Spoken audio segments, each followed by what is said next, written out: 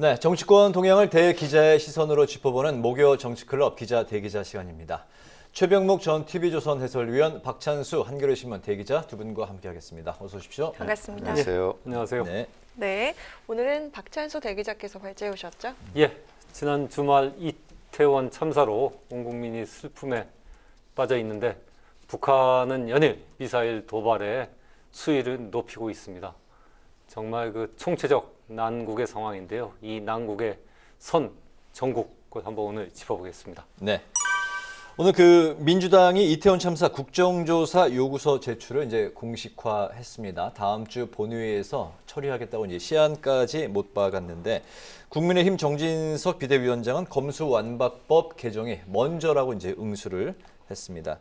과연 이제 국민의힘인 여당이 야당의 국정조사 요구를 수용할지 미지수다. 또 현재 여론을 감안하면 받아들이지 않을 수 없다. 이렇게 이제 또 의견들도 팽팽히 맞서고 있는 상황인 것 같습니다. 두 분은 이제 어떻게 생각하시는지 먼저 박 기자님부터 들어볼까요? 예, 저는 결국 국민의힘이 국정조사를 받지 않을 수 없을 거다라고 보는데요. 그러니까 이게 세월호 이후에 최대 참사고, 그리고 또나 경찰청의 112 녹취록을 보면은 사고 4시간 전에 이미 네. 사고가 예고돼 있었고, 그리고 대통령보다도 행정안전부 장관이나 경찰청장이 더 늦게 알았다는 거 아닙니까? 이건 정부의 어떤 대응 시스템 자체가 굉장히 무너져 있다라는 그런 걸 보여주는 그런 상징을 살아있기 때문에요. 그리고 사건 자체는 이게 굉장히 인명피해가 한 150명 이상 났습니다만은 사건 자체는 굉장히 단순한 사건이거든요. 이게 수사를 하는데 굉장히 어렵고 그런 것들은 없는 겁니다. 따라서 이건 수사로서 이렇게 뭔가를 풀기보다는 어떤 정부의 안전 대응 시스템이 이렇게 붕괴된 것, 이런 것을 사실은 국정조사를 통해서 밝혀내는 게 더 나은 것이고, 그것을 이렇게 반대할 명분은 사실 국민의힘도 없다라는 생각이 듭니다. 네, 지난 20대의 17개의 국정조사 요구 중 이제 2개만이 이제 채택이 된 상황이기 때문에 이게 결코 이제 채택되는 게 쉽지만은 않은 것 같은데 이번의 사안에 대해서는 어떻게 보십니까? 아시다시피 사실은 민주당이 워낙 압도적 다수니까 국민의힘이 동의만 하면은 국정조사는 쉽게 발동이 됩니다. 근데 저는 원래 국정조사라는 그 제도 자체에 대해서 굉장히 회의적이거든요. 우리 한국 현대 정치사상 국정조사 여러 번 도입이 됐습니다. 네. 근데 국정조사는요, 도입되고 나서 그 진전 상황을 보면 사실 대부분 정쟁으로 흐릅니다. 진상규명보다는. 그렇기 때문에 아마 국민의힘은 일단 경찰 수사를 통해서 어느 정도 윤곽을 잡은 다음에 국정조사 수용 여부를 결정할 것으로 보이는데, 이게 아까 말씀하셨듯이 그렇게 복잡한 사건이 아니거든요. 네. 왜 이런 일이 벌어졌는가를 규명하는 거 저는 그렇게 어렵지 않다고 봅니다. 그러면 그렇게 하고 나서도 그러면 국회에서 조사를 통해서 또 진상을 규명할 게 과연 있는가? 그런 점에서 본다면 아마 국민들도 수사 결과가 나오고 나면 네. 국정조사보다는 차라리 뭔가 이 어떤 경찰의 진짜 제도적 붕괴, 경찰의 어떤 본인들의 임무를 제대로 완수하지 못한 이 문제에 대한 어떤 대책, 이런 것들을 논의하는 여야를 더 보고 싶어 하지 않을까, 그런 생각도 듭니다. 그래서 일단 여론이 중요한데 그 첫 번째 단추는 경찰 수사에 달려 있다, 이렇게 봅니다. 네, 사실 여야가 국가 애도 기간에 좀 정쟁을 자제하자 이렇게 합의를 하지 않았습니까? 근데 다시 정쟁이 시작된 것 같습니다. 연이은 북한의 미사일 도발을 여야가 규탄하고 있는 와중에 정진석 비대위원장이 이번 북한의 무력 도발은 문 정권의 대북 정책 실패의 결과다, 이렇게 얘기를 했는데 이 안보 이슈가 정부 여당의 국정 동력 회복에 좀 얼마나 효과가 있을까요? 이렇게 생각하시면 되죠. 왜냐하면 이런 안보 이슈가 있을 때는 사실 민주당으로서도 이 문제를 가지고 정부 여당한테 공세를 취할 수가 없습니다. 그렇죠? 왜냐하면 외부의 적이라는 게 있는 거거든요. 네. 그렇게 본다면 민주당에서 이제 당연히 북한 도발을 규탄하는 그런 성명도 나오고 반응들이 나오게 된 이유도 이제 이 문제에 관해서는 적어도 우리 국민의 총의가 하나로 모아져야 된다는 데 대해서 저는 민주당도 동의를 하지 않을 수가 없다고 보거든요. 그렇게 본다면 국민의힘으로서는 지금 현재 이 분산돼 있는 국력을 적어도 북한 미사일 도발 규탄에 대해서만은 모을 수 있다는 거죠. 그런 점에서는 아마 그 비교적 그 여권으로서는 이 부분을 이제 정치적으로 이런 뭐 통합의 국면으로 끌고 가는 데는 도움이 되겠지만 이슈가 뭐 이것만 있는 게 아니기 때문에 이제 국내적으로 이태원 참사라는 게 있으니까 좀 분산되긴 하겠지만 적어도 이 이슈로 국한해 보면 여당으로서 그렇게 정치적 효과가 나쁘진 않다 이렇게 볼 수 있겠습니다. 네네. 네. 저는 뭐 결과적으로 보면은 큰 효과는 없을 거다, 여권에. 왜냐하면은 사실은 그 남북 관계는 안정이 되는 게 우리 경제에는 청신호를 주는 거거든요. 지금 가뜩이나 주가도 떨어지고 그리고 대외 환경도 굉장히 안 좋은 상황인데 남북 관계마저 이렇게 악화되면서 군사적 위기가 긴장되면 경제는 더 타격이 올 수가 있죠. 그러니까 사실은 북한 이슈로서 어떤 정권의 위기를 넘어가던 시절은 이미 오래전에 지났다. 왜냐하면 그때는 우리가 경제 규모가 작을 때입니다. 작을 때이기 때문에 북한 이슈가 굉장히 커져갖고 북한의 모든 분노를, 지금도 국민들의 분노는 다 북한에 돌아가고 있죠. 김정은 정권이 굉장히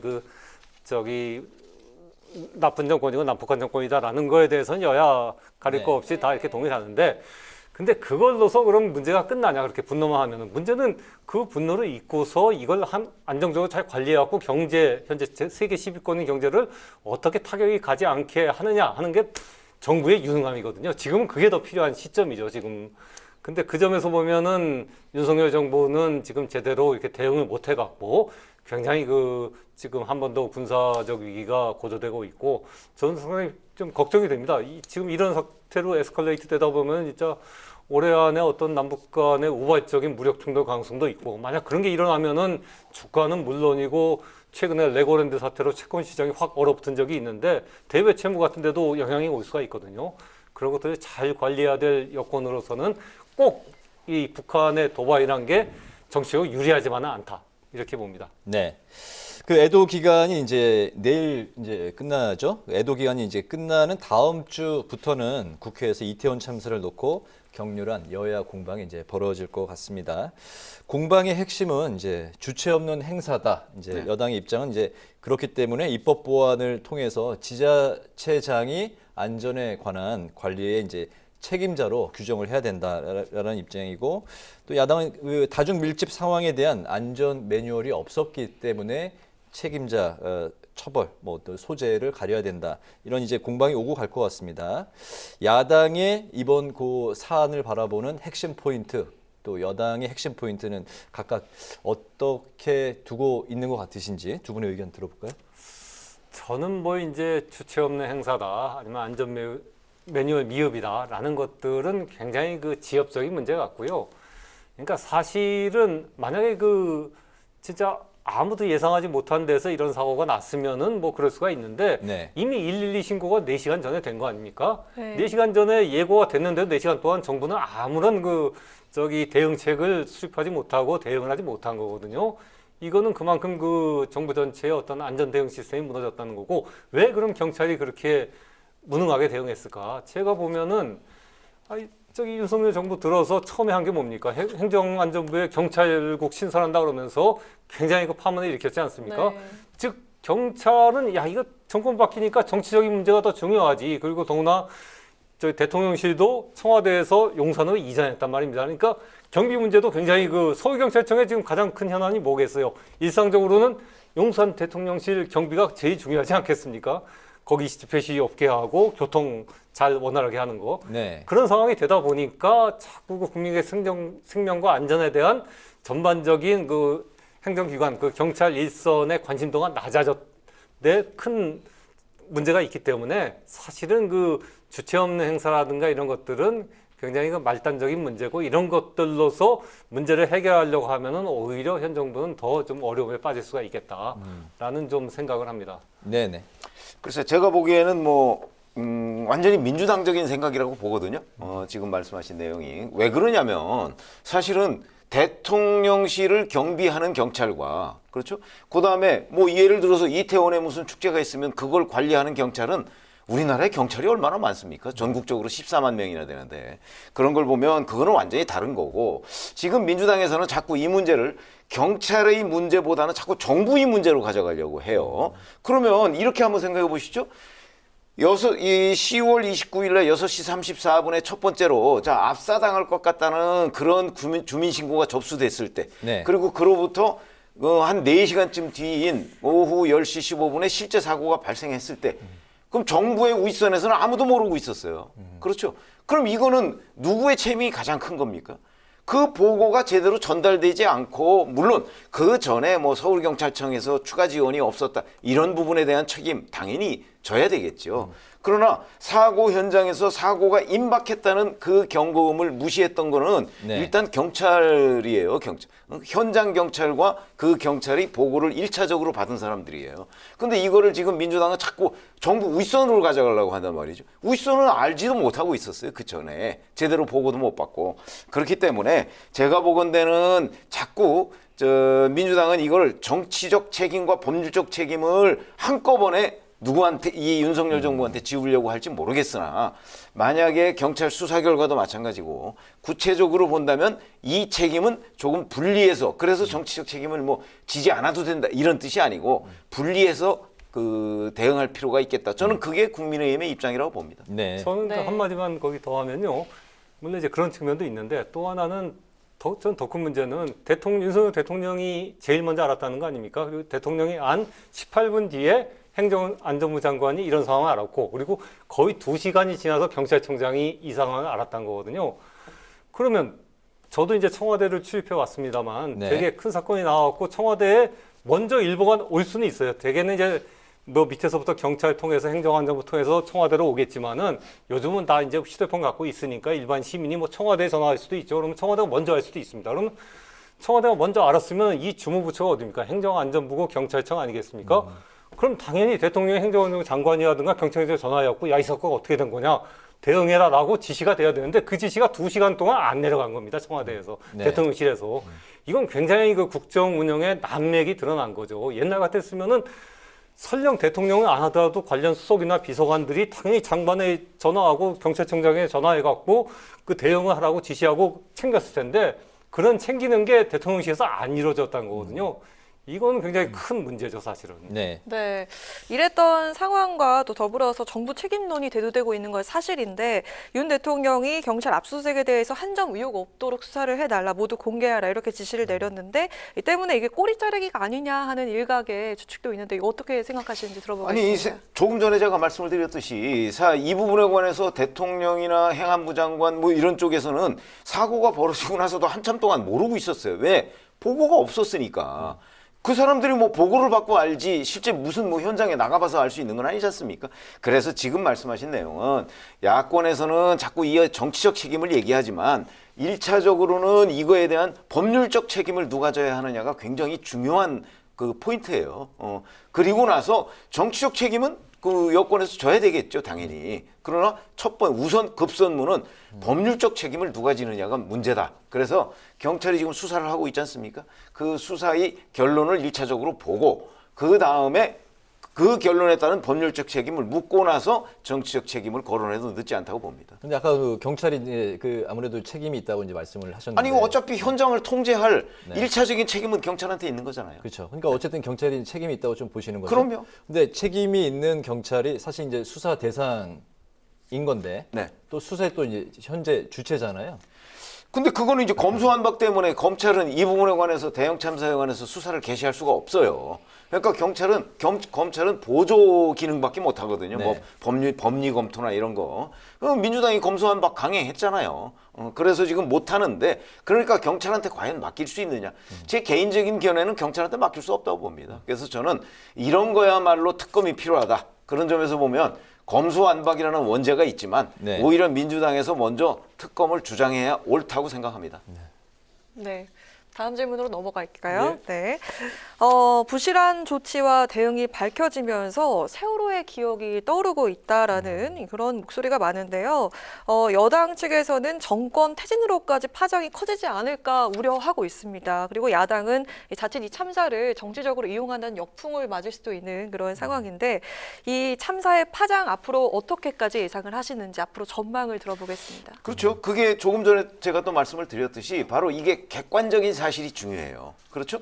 누구의 책임이 가장 크냐 네. 하는 부분이죠. 네. 만약에 세월호처럼 뭐 예를 들어서 세월호가 논란을 빚었을 때 박근혜 당시 대통령의 뭐 7시간 뭐 이런 부분 가지고 논란을 빚었어요. 근데 그것도 사실 돌이켜보면 그럼 박근혜 대통령이 만약에 그때 구조하라고 지시를 하면 구조가 다 이루어졌을까요? 그런 걸 보면 그 당시에 이제 정치적으로 수세에 몰리다 보니까 그게 이제 점점 커졌는데 물론 이 사태도 만약에 윤석열 대통령이 일찌감치 보고를 받고서도 제대로 된 조치를 취하지 않았다. 이런 부분에 관해서 계속 수세에 몰리다면 세월호하고 똑같은 일이 벌어지겠죠. 그러나 이거는 그 정확하게 언제 그 무슨 일이 벌어졌는지에 대한 시간대별 그 공개가 다 이루어졌어요. 그렇게 본다면 저는 1차적으로 경찰에 대한 책임을 우리 국민들이 아마 가장 크게 생각할 것이다 라고 본다면 뭐 일각에서 자꾸 이걸 세월호와 연관시켜서 이제 윤석열 정부의 책임을 묻고자 하는 세력이 있으나 네. 그 부분에 대한 국민들의 공감대가 그렇게 높지 않을 것이다 이렇게 봅니다. 동의하십니까? 뭐 아니 저도 뭐 이거를 세월호하고 자꾸 비교하는 거는 뭐 적절치 않다고 보고요. 그러니까 중요한 거는 세월호와 이게 비슷하냐 아니냐가 아니고 서울 항구판에서 이제 150여 명의 그 젊은이들이 목숨을 잃었다. 그러니까 사실은 저도 그 한 2, 3주 전에 이태원 가갖고 점심 먹은 적이 있습니다만 네. 우리가 이태원 갈 때 야, 나 죽을 수 있다는 생각 갖고 가는 거 아니지 않습니까? 근데 150명이 죽었단 말입니다. 왜 이렇게 죽는 사건이 이렇게 일어났고 그런 사건을 정부는 제대로 대응을 못했느냐는 거거든요. 아까도 이게 경찰만의 문제라고 자꾸 그러시는데 전 경찰만의 문제가 아니고 아니 대통령은 알았는데 경찰청장은 2시간 뒤에 알았다. 아니 그 2시간 동안 저기 대통령실은 뭐 한 겁니까? 경찰에 알리지도 않고 밑에서 보고가 안 올랐으면 위에서라도 야 그게 어떻게 된 거냐고 그 얘기하고서 대응을 지시하고 그랬어야 되는데 그러한 국정 지시와 운영의 난맥상이 고스란히 드러난 거거든요. 이런 것들이 국민들에게 굉장히 불안감을 준다. 이런 것들이 앞으로 국민들이 야 윤석열 정부가 진짜 국정 운영을 제대로 하고 있는 게 맞는가라는 그런 의구심을 굉장히 크게 할 것이다. 그게 굉장히 그 앞으로 전국 운영에는 좀 부담이 될 거라고 봅니다. 네, 참사 책임을 놓고 이제 경질, 파면, 사퇴 요구가 이제 거센 상황입니다. 국무총리, 행안부 장관, 경찰청장, 오세훈 서울시장 그리고 용산구청장에 대한 요구를 포함해서 여러 가지 나오고 있는 상황인데 대통령의 사과에 대한 이야기들도 많이 나오고 있습니다. 국민들이 과연 그 납득할 만한 수준의 책임 어디까지라고 이제 보시는지 어떻게 생각하십니까? 뭐 제가 이제 전망할 때는 윤석열 대통령이 사과를 잘 안 하시죠. 사과를 안 하시고 가령 지난번에 그 뉴욕에서 EXX 발언 때도 다들 저건 사과해야 된다고 얘기했는데 사과 안 하시잖아요. 그걸로 보면 뭐 이번 사건 근데 이번 사건은 아마 저는 대통령의 대국민 사과는 있지 않을까라는 생각을 하고 다만 이제 그 저 인적 쇄신 인적 그 문책에서는 국무총리까지 가기는 어렵고 행안부 장관하고 아마 경찰청장 문책으로 끝나지 않을까 싶은데 근데 만약 제가 대통령실 참모라면 전 대통령에게 전면 개각을 건의하겠습니다. 국무총리까지 포함하는 거. 국무총리가 포함되면은 전면 개각이 되는 거고 부처장관이 네. 몇 명이 바뀌든 간에 총리가 포함 안 되면 뭐 9명이 바뀌든 10명이 바뀌든 부분 개각인 거거든요. 네. 근데 저는 그 전면 개각의 필요성이 있다고 보는 게 일단 국무총리 자체가 그 외신 기자회견에서 웃으면서 좀 굉장히 큰 실책을 한 측면이 있고 그리고 지금 상황이 어떻게 보면 굉장히 총체적 위기입니다. 꼭 이 사건이 아니더라도 경제도 굉장히 최악의 상황으로 치닫고 있고 지금 군사적 위기는 지금 뭐 북한이 계속 미사일을 발사하면서 최고조로 올라가고 있는 상황이거든요. 여기에 이런 사건이 터졌단 말입니다. 그럼 이 전반 진짜 총체적 위기 속에서 전면적으로 어떤 그 정부의 쇄신의 모습을 보여줌으로써 민심을 수습하고 국민들에게 메시지를 던질 수가 있는 건데 저는 그렇게 가는 게 바람직한 방향이라고 보는데 과연 그렇게 갈까? 네. 좀 의문스럽습니다. 전면적인 개각 가능성, 전면적인 인적 쇄신 예. 이거까지 가지는 갈 않을 것 가능성은 같다. 별로 그렇게 가야 없어 되는데. 보인다. 예. 알겠습니다. 전면적인 그 국민들이 전폭적으로 좀 수용할 수 있는 그런 납득할 만한 수준의 책임 어디까지라고 이제 보시는지요? 지금 민주당에서 요구하는 뭐 파면 뭐 이런 부분이 있지 않습니까? 거기까지는 저는 뭐 갈 수도 없고 그 자체가 정치 공세라고 보거든요. 지금 파면 같은 것이 이루어지려면 예를 들어서 경찰청장이나 행안부 장관의 파면이 이루어지려면 거기에 어떤 위법행위나 뭐 이런 것들이 정치적 그 문제가 아닌 법률적 문제가 발생해야 파면이 가능한 거거든요. 네. 근데 그런 게 없단 말이죠. 그래서 이제 그건 정치 공세라고 보고, 다만 윤석열 대통령이 취할 수 있는 거는 이제 그런 어떤 정치적 행위, 뭐 이걸 뭐 개각을 통해서 돌파한다든가 뭐 이런 건 충분히 가능한데, 우리가 이런 거 한번 생각해 보시죠. 이게 지금 압도적 국회의석이 다수를 차지하고 있는 것이 민주당입니다. 그렇죠? 지금 여기서 총리 뭐 만약에 또 바꾼다고 한다면 국회에서 또 표결해야 돼요. 청문회 거쳐서 표결해야 돼요. 가능할 걸로 보십니까? 저는 또 다른 정쟁의 요소가 된다고 봅니다. 그러니까 저는 오히려 이 주변 여건 때문에 윤석열 대통령이 전면적인 그 어떤 쇄신 내각에 이런 것들을 할 수가 없다고 봅니다. 지금 민주당이 어떤 민주당인데요?